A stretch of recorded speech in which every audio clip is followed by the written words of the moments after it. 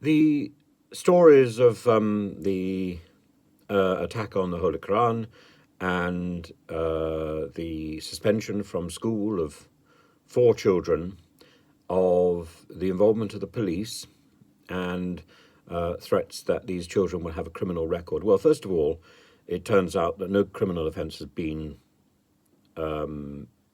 recorded, and therefore they have no criminal record. It secondly turns out that the Quran was not burnt, so that story is false as well.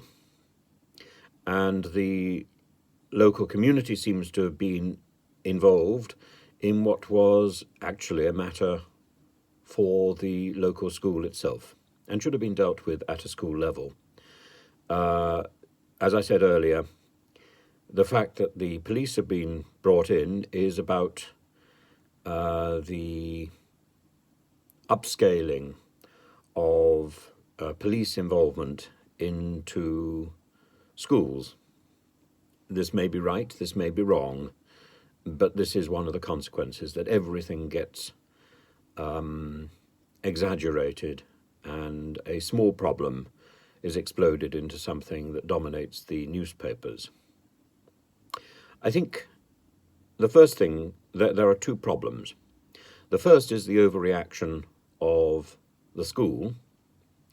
This may be because it's protecting itself from a charge, which I would bring very, very forcefully, that its religious education is seriously lacking.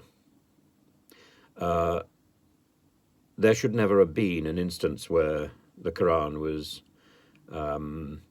torn or thrown on the floor or whatever by anybody. Respect for another tradition is something that should be built into the religious education framework, first of all. Secondly, the response of the Home Secretary is simply shocking. She talks, we've got to remember the Home Secretary's approach in most things is conditioned by a them and us, rather than by resolution. She talks, of course, impulsively about an invasion, and it's in that tone that she addresses this subject. She says she condemns the involvement of, quote, these self-appointed community activists. We do not have blasphemy laws in Great Britain and must not be complicit in the attempt to impose them on this country.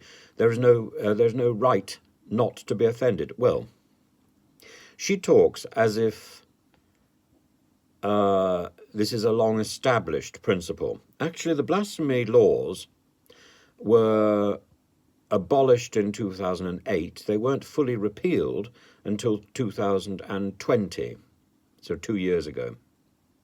And for much of our history, we have had blasphemy laws. I can well remember cases coming up in court where Mary Whitehouse was bringing charges of blasphemy against works of art. And this was making national headlines and was running on for weeks. Blasphemy cases in recent history. So when Suella Braverman talks with such grandeur and authority about the absence of blasphemy laws in this country, she's talking about a recent situation. And she's addressing it as if it's something which is routine. It's not routine. It's new. It's new, and it's part of this cloak and mirrors, this smoke and mirrors approach that she has to law, and it's part of the lack of education. There's a lack of religious education, there's a lack of legal education, there's an assumption instead that we can just bully our way through things. No. Lying behind this story about the school in Yorkshire is a much bigger issue about a lack of education and about the imposition of authority by whatever group. We live in a society, or we should live in a society, where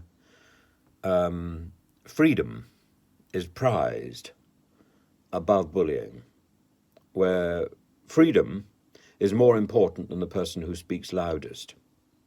Listen to the things which, this is what Suella Braverman has said. She said that freedom of speech was going in the wrong direction. Well, she's one of the people who's trying to limit it. Islam should not expect a special status to protect the religion from disrespect. You mean the sort of special status that was accorded to Christianity until 2 years ago? She said, it's high time for leaders, real leaders, not self-appointed hotheads, to stand up for our free society. In this country, it is this country's sacred promise to everyone who lives here, whatever their background. Every organisation that answers to me as Home Secretary will be in no doubt where I stand. That is not the language of somebody who is reaching out to build bridges and to cement liberal freedoms as equals. That is the language of somebody who is threatening somebody else. I am astonished, I am utterly astonished that in response to this very sad story about a community that seems offended, about the threat of, about death threats being issued to a child, Suella Braverman doesn't pour oil on troubled waters, but seeks to stir things up. This is our Home Secretary.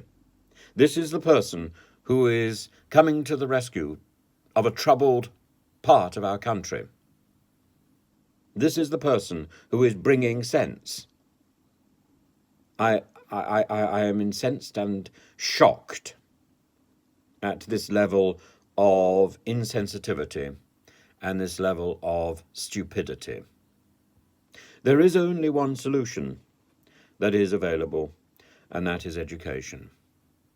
And I think not only should the school in question look more seriously at its own education, the local community should reach out to build bridges again with education, better education about people's values and about people's traditions and shared traditions.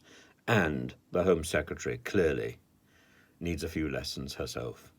She clearly needs to work out that there is another language to this language of thuggery and threat.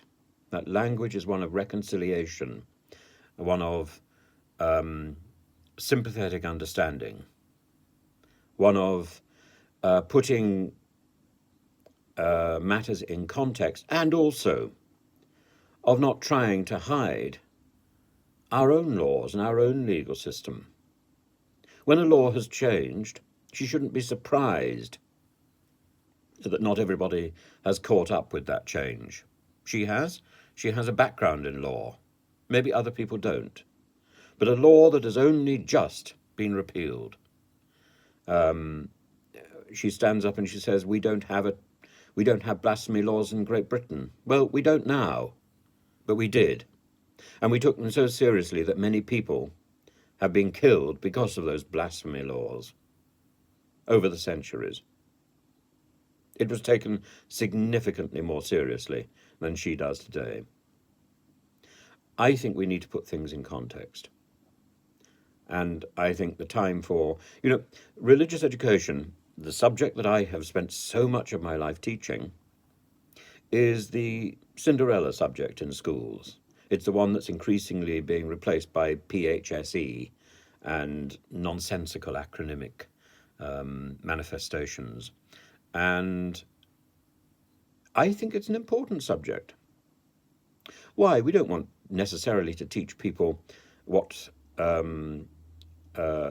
we don't want to indoctrinate people in a religious tradition. We want to teach people about the fundamental benefits of our religious traditions, how our religious traditions have informed and enriched the society in which we live now, how our religious traditions have informed and enriched Britain, not just our Christian traditions in Britain, and the Christian wars that led to the formation of the constitutional monarchy we now uphold, but the traditions of Islam, for example, that spearheaded the development of the Renaissance, the way Islam preserved, translated, and spread the great traditions of ancient Greece,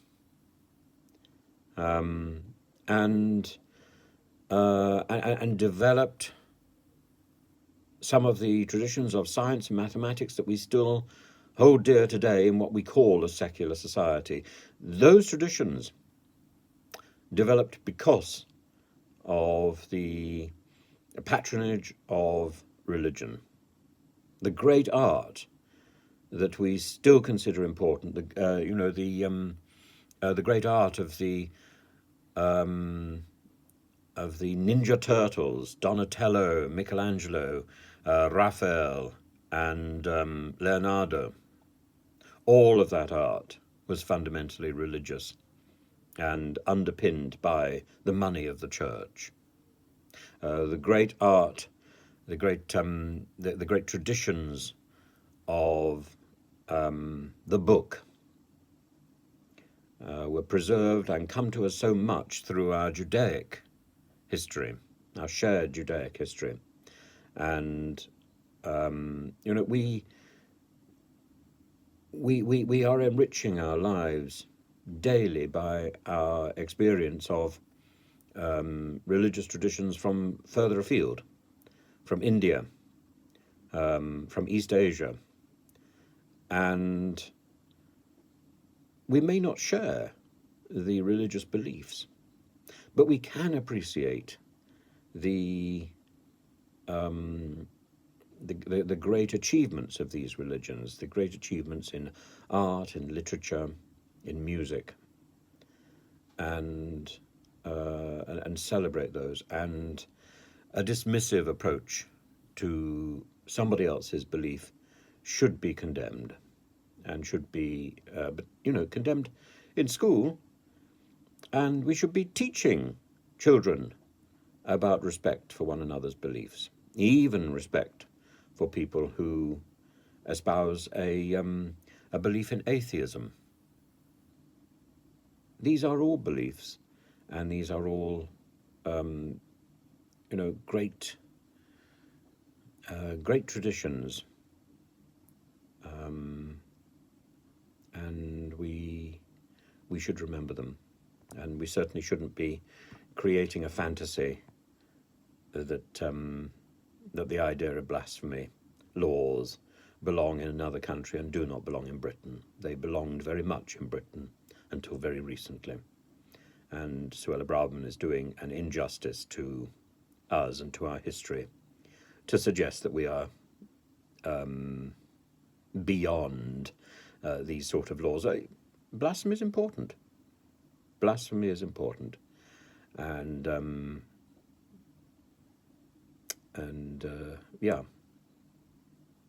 invasion. It's madness. It's madness.